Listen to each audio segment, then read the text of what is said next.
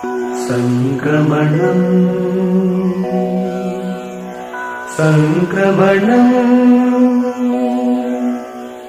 संस्कृत संक्रमणं संक्रमणं संक्रमणं संस्कृत संक्रमणं। वंदे संस्कृतमातरं। सर्वेभ्यः सुप्रभातम्। स्वस्ति श्री शार्वरी मार्गशीर्ष शुक्ल अष्टम्याः मंगलवासरस्य तदनु 20-उत्तर-द्विसहस्रवर्षस्य डिसेम्बर् 22 दिनाङ्कस्य वार्तासु भवतां सर्वेषां हार्दं स्वागतम्। इयं संस्कृतभारती तेलङ्गाना। सम्प्रति वार्ताः श्रूयन्ताम्। प्रवाचिका जाह्नवी पुलवर्ति। वार्ता संपादकः श्री सामलमोहनवर्यः। अद्यतनवार्ताः।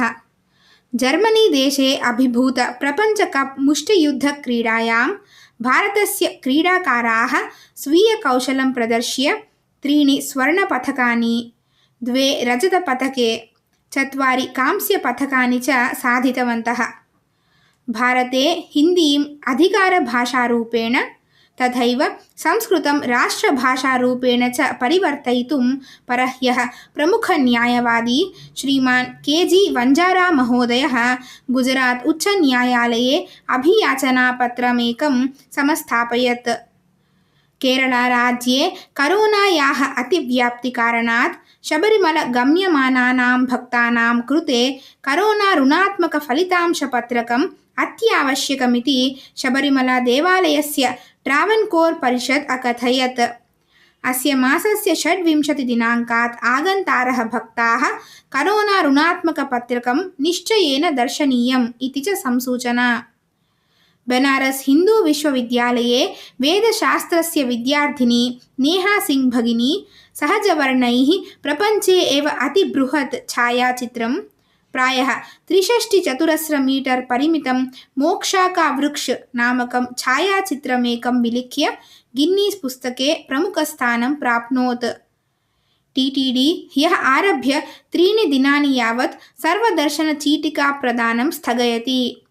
डिसेम्बर् मासस्य 25 दिनाङ्कात् जनवरी मासस्य 3 दिनाङ्कपर्यन्तं वैकुण्ठद्वारदर्शनचीटिकाः अस्य मासस्य 24 दिनाङ्के केवलम् आधार् पत्रकसहित तिरुमलस्थानिकेभ्यः एव प्रदातुं टीटीडी निर्णयं स्व्यकरोत्।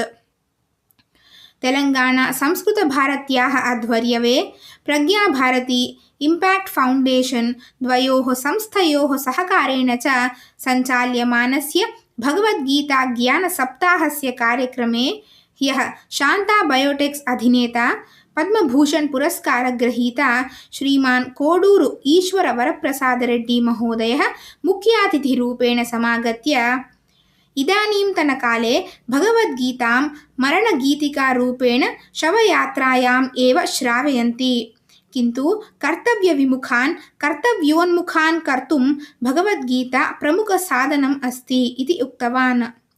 तथैव प्रधानवक्तृरूपेण भूतपूर्व उपजनपदाधीशः श्रीमान् वी लक्ष्मीनारायण महोदयः समागत्य इदानीन्तन IPS अधिकारिणः यदि भगवद्गीतां पठन्ति चेत् इतोपि उत्तमतया राज्याङ्गानुगुणं कार्यं कर्तुं तथैव पक्षपातं विना कार्यं कर्तुं शक्ष्यन्तीति च अभ्यभाषत। अस्मिन् कार्यक्रमे सभासञ्चालकरूपेण श्रीमान् निरञ्जनाचारी महोदयः आसीत्।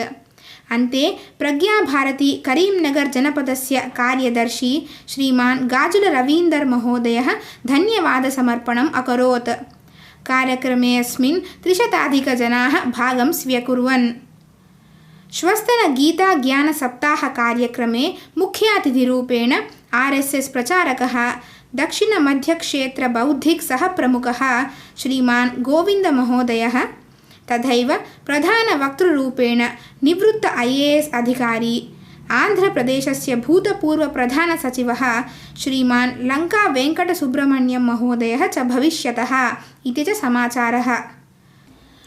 संस्कृतभारती तेलङ्गानायाः आध्वर्यवे गीतापारायणकार्यक्रमः गतदिनचतुष्टयात् प्रातः 11:15 मध्याह्ने 1:00 संस्कृतभारत्याः कार्यकर्तारः तिरुमलेशादयः सञ्चालयन्ति। अस्मिन् कार्यक्रमे भागं ग्रहीतुं कामयमानाः ज़ूम् मध्ये 83419005-352 सङ्ख्यया प्रवेष्टुं शक्नुवन्ति। संस्कृतभारती तेलङ्गाणा गीताजयन्ती सन्दर्भे गीताज्ञानसप्ताहमिमम् एकसप्ताहं यावत् सञ्चाल्य तदनन्तरम् अस्य मासस्य 25 दिनाङ्के गीताजयन्तीदिने 100,000 जनैः अन्तर्जालमाध्यमेन सम्पूर्णभगवद्गीतापारायणकार्यक्रमं सञ्चालयिष्यति। एतस्मिन् सम्पूर्णभगवद्गीतापारायणकार्यक्रमे भागं ग्रहीतुं कामयमानाः अस्माकं www.samskrutabharateetelangana.com जालपुटे पञ्जीकरणं कृत्वा सिद्धाः भवेयुरिति च संसूचना। इति वार्ताः। अद्यतनं सुभाषितम्। आलस्यं हि मनुष्याणां शरीरस्थो महान् रिपुः नास्त्युद्यमसमो बन्धुः कृत्वायं नावसीदति। अर्थात अलसत्वम् एव मानवानां देहस्थः महान् शत्रुः, प्रयत्नात् परः बन्धुः न भवति। यः सदा प्रयत्नं करोति तस्य नाशः एव न भवति। अस्तु, श्वः प्रभाते नूतनवार्ताभिः सह पुनर्मेलिष्यामः। तावत्पर्यन्तं मङ्गलं भवतु। धन्यवादाः। यत्र यत्र गच्छसि पश्य तत्र संस्कृतम्।